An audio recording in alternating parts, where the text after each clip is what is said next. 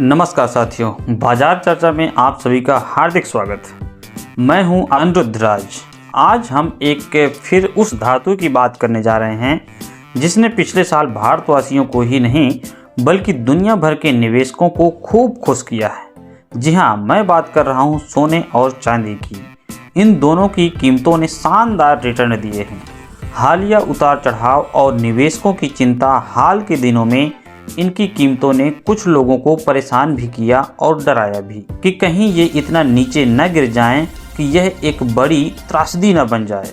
हमने दिवाली के बाद इस पर एक सत्र किया था जब कीमतों में तेजी से गिरावट आई थी। उस समय डर था कि कहीं हम 1980 या 2011 जैसी स्थिति ना देख लें। मैंने तब भी स्पष्ट किया था कि सोने चांदी की कीमतों में गिरावट के पीछे कुछ विशिष्ट कारण होते हैं। सवाल यह था कि क्या यह पुराने दिनों की तरफ इशारा कर रहा है या यह महज बाजार के अंदर चल रहा एक प्राइस करेक्शन है। खैर, निवेशकों ने दिवाली के आसपास बढ़िया मौके पर निवेश किया और कल ही देव दिवाली गुजरी। उसी दिन भी बाजार थोड़ा गिरा हुआ था। इससे हमारा एक भ्रम टूटा। हमारा भ्रम यह था कि भारतीय सोना खरीदते हैं तो बाजार चल पड़ता है, क्योंकि सामान्यतः ये सिखाया जाता है कि मांग बढ़ती है तो भाव ऊपर चढ़ते हैं। लेकिन एक बात स्पष्ट समझ लें, गोल्ड और सिल्वर में जो गहने ऑर्नामेंटल की मांग होती है, चाहे वह शादी ब्याह, धनतेरस या देव दिवाली की हो, इस मांग के बाजार के भाव को ऊपर नीचे करने जितना मोमेंटम नहीं बनता है। हाँ, भारतीय बाजार में इससे थोड़ी हलचल जरूर आती है, लेकिन गोल्ड और सिल्वर के भाव केवल भारत में मॉनिटर नहीं होते, ये वैश्विक मांग यानी ग्लोबल डिमांड से तय होते हैं। यही इनकी अच्छी और बुरी बात है। अच्छी बात यह है कि यह अंतर्राष्ट्रीय स्तर पर स्वीकार्य है, और बुरी बात, आप केवल भारतीय मांग के आधार पर यह उम्मीद नहीं कर सकते कि भारत में खरीदने भागने से भाव तेजी से ऊपर दौड़ेंगे। गोल्ड और सिल्वर का प्राइस इंडियन स्टॉक मार्केट या केवल भारतीय बाजार रेगुलेट नहीं कर रहा है, क्योंकि इनकी खरीद बिक्री ग्लोबल हो रही है। इसलिए जब भी आप इसमें निवेश करने जा रहे हों, उन सभी वैश्विक कारकों को देखना जरूरी है जो इन्हें प्रभावित करते हैं। अनिश्चितता और निवेश, जैसे हमने देखा था कि हिंडनबर्ग रिपोर्ट आने पर अडानी स्टॉक्स क्यों गिरे, क्योंकि वह इंडिया ओरिएंटेड था। लेकिन गोल्ड के मामले में अगर हिंडनबर्ग जैसी रिपोर्ट आए भी तो दुनिया के 193 देशों में से हो सकता है केवल एक देश प्रभावित हो, बाकी नहीं। ऐसा इसलिए क्योंकि गोल्ड को अंतर्राष्ट्रीय स्तर पर एक एसेट क्लास के रूप में स्वीकार किया गया है। क्यों?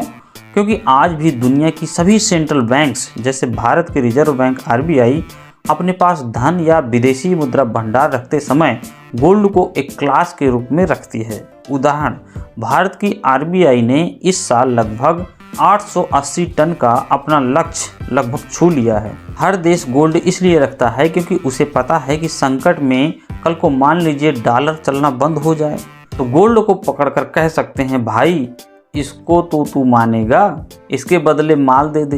यानी फिएट करेंसी डिवैल्यू हो सकती है, लेकिन गोल्ड जो एक कीमती धातु है और जिसके असीमित भंडार नहीं है, उसकी वैल्यू हमेशा बनी रहेगी। चांदी का सरप्राइज रिटर्न, इस पर सिल्वर ने गोल्ड से ज्यादा सरप्राइज दिया है। जहां 10 ग्राम गोल्ड के दाम में 1 किलो चांदी आ जाती है, चांदी का सरप्राइज रिटर्न इस बार सिल्वर ने गोल्ड से ज्यादा सरप्राइज दिया है।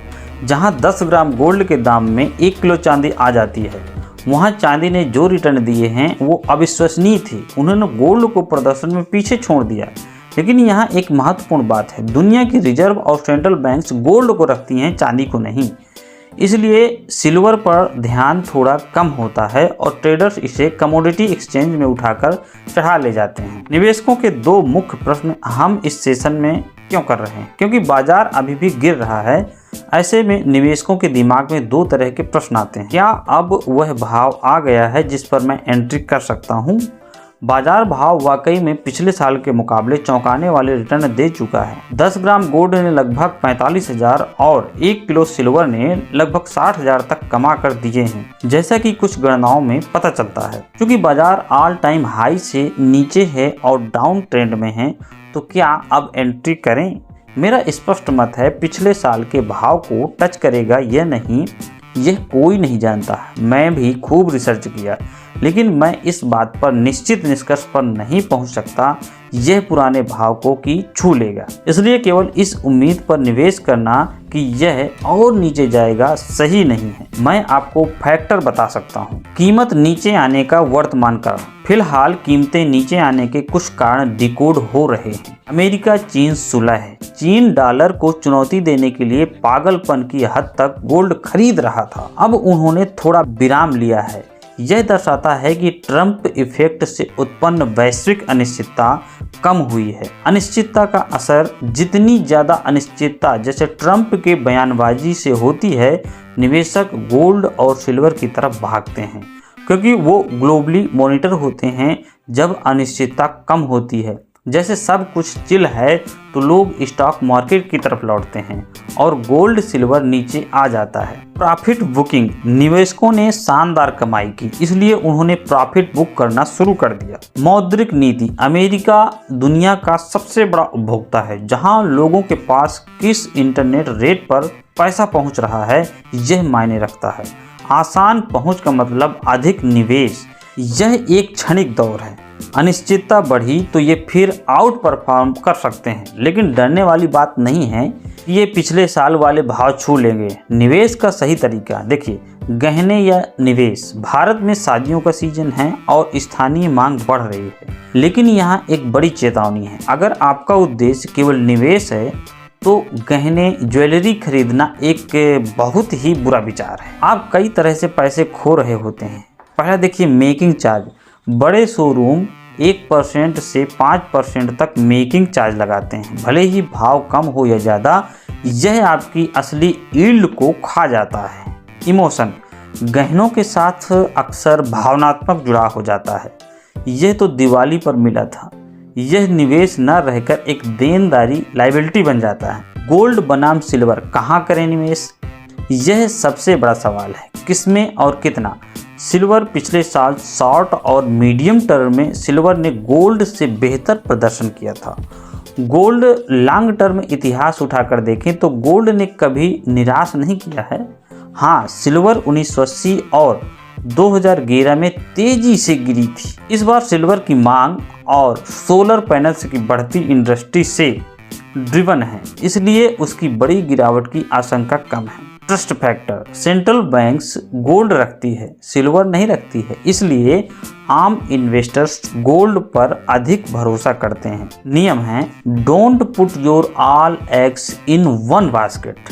अपना पोर्टफोलियो विविध रखें, कुछ क्रिप्टो में, कुछ गोल्ड में, कुछ सिल्वर में, कुछ स्टॉक्स में। सेबी रेगुलेटेड निवेश का विकल्प है। Stable money. अगर आप म्यूचुअल फंड के माध्यम से निवेश करना चाहते हैं जो सेबी रेगुलेटेड हो और जहां से मन करे तुरंत बेचा जा सके, तो यहाँ एक अच्छा विकल्प है।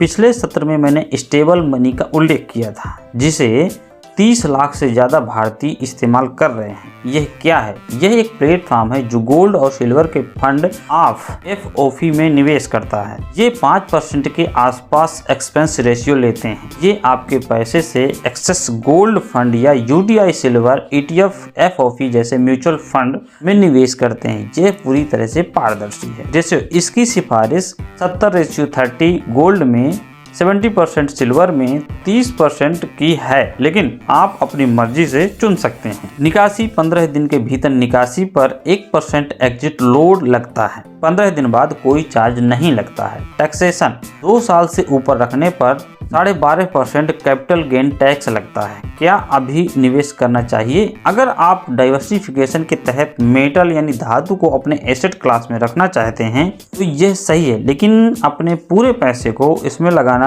मेरी बिल्कुल भी सिफारिश नहीं होगी। अगर आपको मार्केट की रिसर्च के आधार पर यह फीलिंग आ रही है कि यह मेरा एंट्री लेवल है और मैं बाद में पछताऊंगा नहीं, तो एंट्री करें। अगर आपको संदेह है तो वेट एंड वॉच करें।